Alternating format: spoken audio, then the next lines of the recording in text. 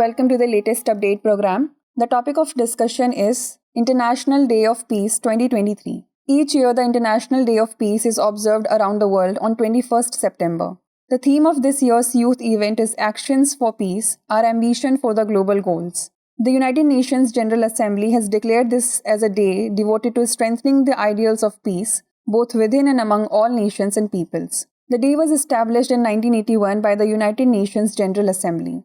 20 years later, in 2001, the General Assembly decided by unanimous vote that this would be a day of non-violence and ceasefire. The culture of peace is a culture of dialogue and prevention, and in this context, the role of United Nations has never been so vital.